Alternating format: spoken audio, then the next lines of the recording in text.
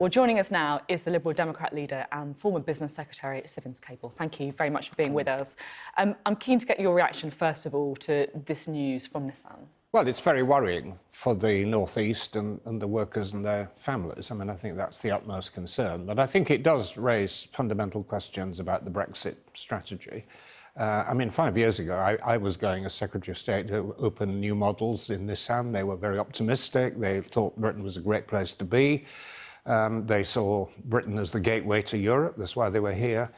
And now they're pulling their investment, despite the fact that the government a year ago actually was offering them lots of money to build new models here. I mean, it is a rather tragic story. Well, we don't know, do we, that it's we about don't know. Brexit? I mean, it could be about diesel cars, for example. It could be. At the minute, the UK and the EU is not really the best market to be selling diesel in. Well, in fact, there is a problem with diesel vehicles, and this particular SUV was a diesel model. But as I understood it, they could have switched to petrol. There was a petrol version of this, so that is at best a partial explanation.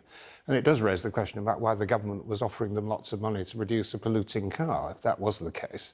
No, I think Brexit is clearly a major factor.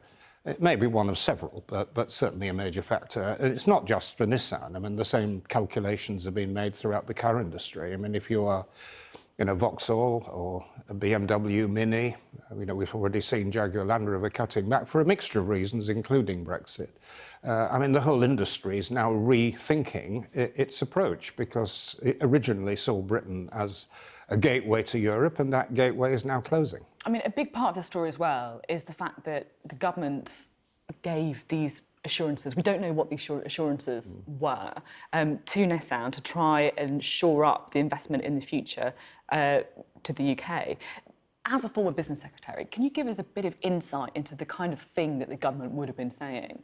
Well, I've been trying for the last year or so to find out exactly what those assurances were. Of course, there's a limit to what government can offer because of state aid rules, but I'm quite sure that they had found a way of offering Nissan money to invest here with new models. Why do you think money, then? Well, money, guarantees, support for research. There are all kinds of different ways that you can do this within the rules. But the reason that I think that they focused on Nissan is that Nissan are symbolically massively important. If we go back Mrs. Thatcher's days, the big turnaround in the British economy occurred when Mrs. Thatcher persuaded Nissan to come and invest in the North East, very much based on Europe being part of the single market, as it subsequently became. And it's become a kind of totem of the success of British manufacturing based on foreign investment. And it was a relatively deprived area. So if they pull it, I mean, that is a massive psychological blow as well as an economic blow to the North East.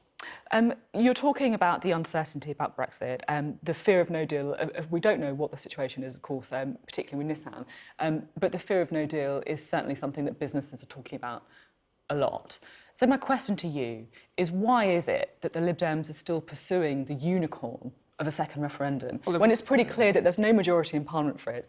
There's only 2 months until Brexit. Wouldn't it be better for you to be focusing your attention on trying to get a Brexit deal over the line that actually does manage to safeguard jobs as much as possible? Well, it isn't a unicorn. I mean, this is a question of timing. I mean, I think what is going to happen is that Theresa May will bring back her deal to Parliament. I think it's very unlikely to pass. It might, but I think it's very unlikely.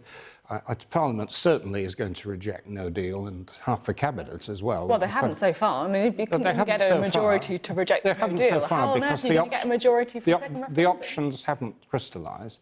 I think we may get to a point, and it will be a few weeks from here, where the government may itself come to the conclusion that the only way of getting its deal to progress is actually to take it to the country. I think moods can change very quickly in Parliament once they see what the options are. The idea of going back to the public and giving them the choice of the government's deal or some variant of it as against remaining in the European Union will soon seem a very attractive one, and I think it is potentially very live, though currently it is a question of timing. Now, you've said that you'll step down when Brexit is either stopped or resolved. There's reports in the papers today, in the Mail on Sunday, that the government is planning to potentially call a snap general election in June. So if that does happen, will you lead the Lib Dems into it? Quite probably, yes. I have said, indeed, I said I had a series of tasks which indeed were to complete the Brexit argument. It may not be resolved by the end of May, or certainly not by the end of March, to take us through local elections and into an early general election. So you would lead the Lib Dems into that election? I think it's very likely, yes. But there are so many uncertainties at the moment. I mean, some people will be thinking that, you know, you've obviously waited a while to get this job as the leader of the Liberal Democrats, but at the same time, you've struggled to really make an impact, haven't you? Is it not time to hand over to someone else? I think we've made a lot of progress, actually. I mean, if you look at what's happening on the ground, as opposed to speculation about the future. The polls don't suggest that, though, do they? Well, the polls do, actually. There have been a lot of local polls in which we do extremely well. The national polls are not spectacularly good, but they're certainly better than they have been for the last 8 years.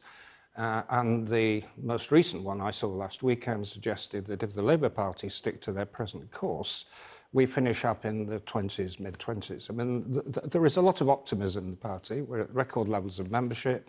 People are now joining us in disgust at the Labour Party. I'm very positive. I think we've made real progress, and if there is an early election, we'll do surprisingly well.